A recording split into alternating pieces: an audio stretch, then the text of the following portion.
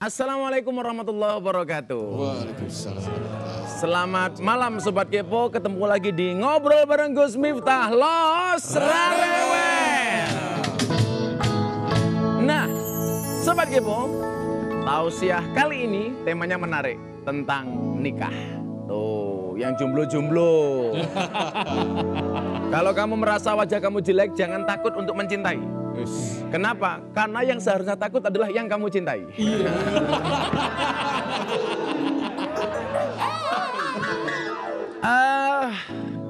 Rasulullah mengatakan, ya ma'syaras sabab man istata'a minkumul ba'a falyatazawwaj. Jadi kalau kalian punya kemampuan, segeralah menikah. Jangan ditunda-tunda. Nah, hukum nikah awal mulanya adalah sunnah. Maka Rasulullah mengatakan an-nikahu sunnati faman rohiba an sunnati falaysa minni. Nikah itu sunnahku dan barang siapa membenci sunnahku, dia bukan bagian golonganku. Tapi ingat, nikah juga bukan perlombaan. Bukan cepat atau lambat, tetapi adalah mereka yang mampu mengemban amanah yang besar. Tapi ingat, hukum nikah yang tadinya sunnah bisa menjadi wajib. Bisa menjadi wajib. Kapan nikah itu menjadi wajib? Apabila seseorang telah mampu untuk membangun berumah tangga, baik secara fisik, mental maupun finansial. Selain itu, menikah bisa membantu seseorang terhindar dari perbuatan zina yang dilarang dalam Islam. Makanya kalau seneng nikah, gitu, jangan dibayangin.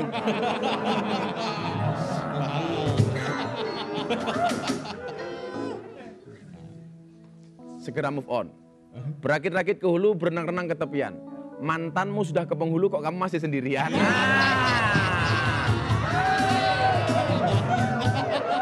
Selanjutnya, nikah juga bisa menjadi makruh. Kapan? Apabila terjadi pada seseorang akan menikah tetapi tidak berniat memiliki anak. Hal ini bisa terjadi karena faktor penyakit ataupun wataknya. Jadi mohon maaf, kalau nikah jangan sampai diniati nggak punya anak. Karena anak itu rezeki. Dan makruh, dia juga tidak memiliki kemampuan untuk menafkahi istri dan keluarganya. Apabila jika dipaksakan untuk menikah, maka dikhawatirkan ia tidak memenuhi hak dan kewajibannya dalam menjalani rumah tangga. Kemudian hukum nikah juga bisa menjadi mubah atau boleh. Kapan? Ketika seseorang menikah dengan tujuan hanya sekedar untuk syahwatnya atau hanya sekedar bersenang-senang. Ini hukumnya mubah. Ya boleh-boleh saja, nggak dosa. Tapi hukum nikah juga bisa menjadi haram. Kapan nikah dikatakan haram? Apabila seseorang tidak memiliki kemampuan untuk menafkahi istrinya secara lahir dan batin. Kalau ini jelas, mampu menafkahi secara batin. Lahirnya nggak tahu itu loh. Contohnya siapa? Mereka yang tidak memiliki penghasilan dan tidak dapat melakukan hubungan seksual karena suatu alasan. Nah, maka sebenarnya hukumnya sunnah, tapi bisa menjadi wajib, bisa menjadi mubah, bisa menjadi makruh, bisa menjadi haram. Lah, tujuan pernikahan itu untuk apa? Kita lihat surat Ar-Rum ayat 21. Di situ tujuan pernikahan adalah litaskunu ilaiha, supaya kita mendapatkan sakinah, kenyamanan. Salah satu ciri kenyamanan itu apa? Dalam rumah tangga adanya ketentraman. Jadi suami melihat istrinya ibadah, istri melihat suaminya ibadah. Maka saya mau tanya kepada pemirsa di studio. Istrimu yang di rumah, kalau di rumah banyak senyumnya apa banyak cemberutnya? Jawab. Alah, kamu bilang senyum. Hoak. Rata-rata istri itu kalau di rumah lebih banyak cemberutnya. Padahal surga itu gambarannya senyuman. Neraka itu gambarannya cemberut. Artinya kalau di rumahmu istrimu sering cemberut, berarti rumah tanggamu seperti neraka.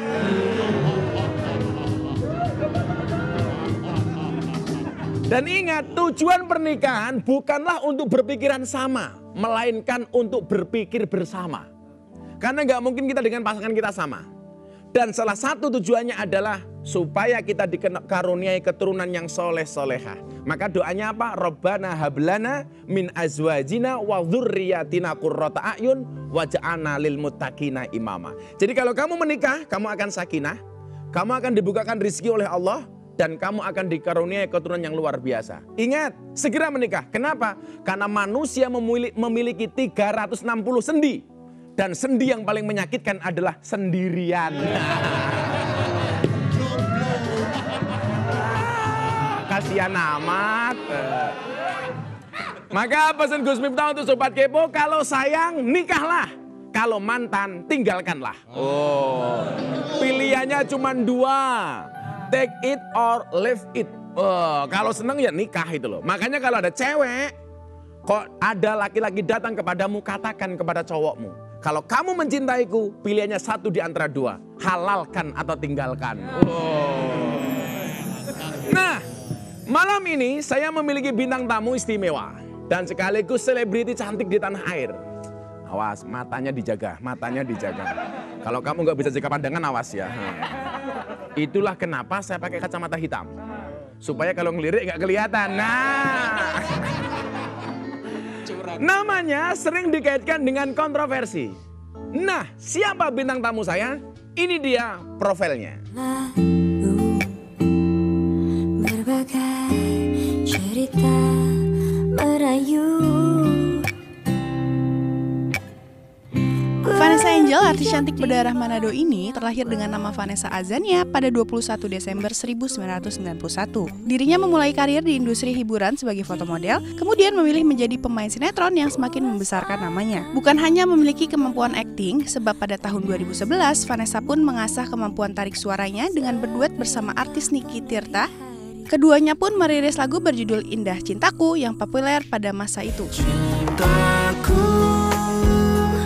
terasa sempurna karena hatimu selalu menerima kekuranganku. Sungguh indah cintaku. Pada 11 Januari 2020, Vanessa Angel melangsungkan resepsi pernikahannya dengan Bibi Adriansyah yang semula dirahasiakan dari publik.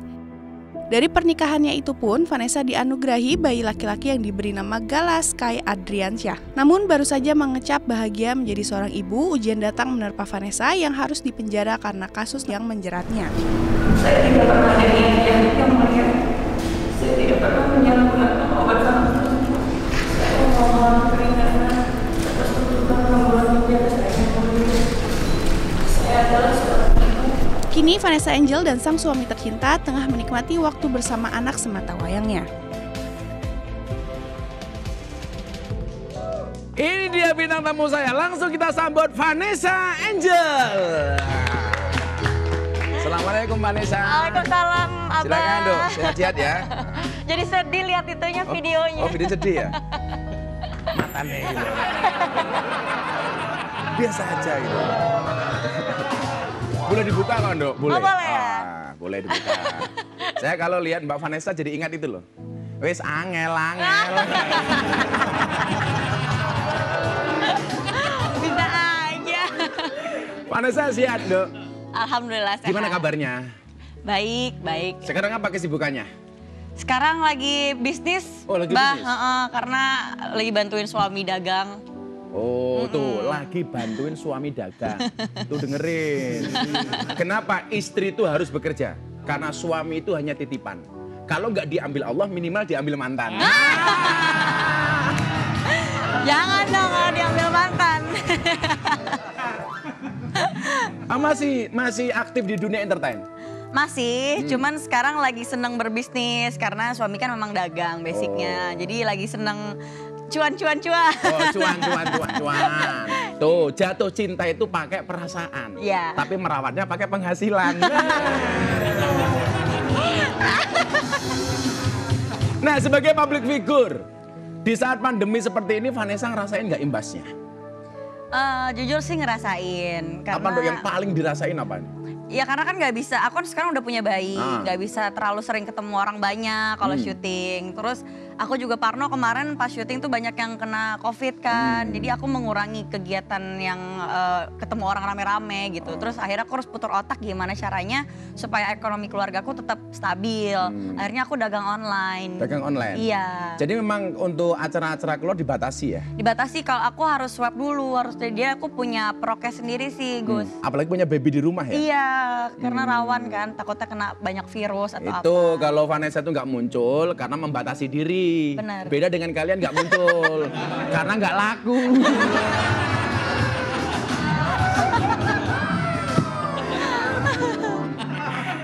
Nah, pertama kali terjun ke dunia industri, Vanessa umur berapa sih?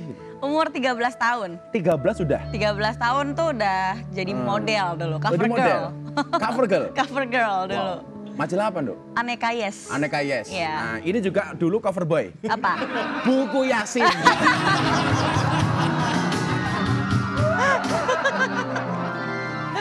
Nah, dulu terjun di usia 13 tahun itu kan belum akil balik ya. Waktu Iya. itu atas kemauan sendiri atau karena disuruh oleh orang tua? Disuruh papa sih. Papa? Iya, Jadi karena aku sebenarnya nggak pengen jadi artis waktu itu. Sebenarnya pengennya jadi apa sih? Dulu tuh masih senengnya olahraga, basket, renang, terus masih sering main game dulu. Aku tuh tomboy dulu, Bah. Oh.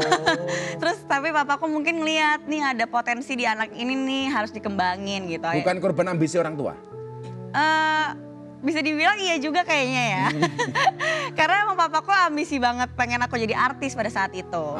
Gitu. Terus akhirnya disuruh casting, disuruh dimasukin model sana sini tanpa aku tahu tuh.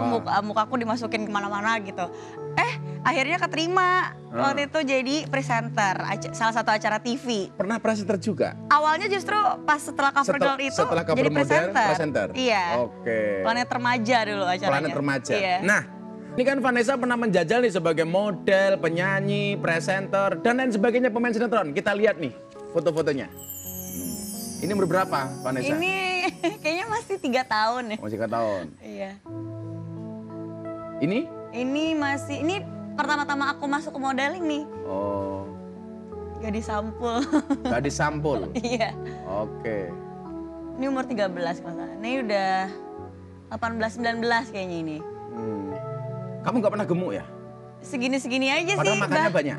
Makannya banyak. Orang makannya banyak, nggak bisa gemuk, itu 2 kemungkinan. Kenapa tuh? Stres? Anugerah atau azab.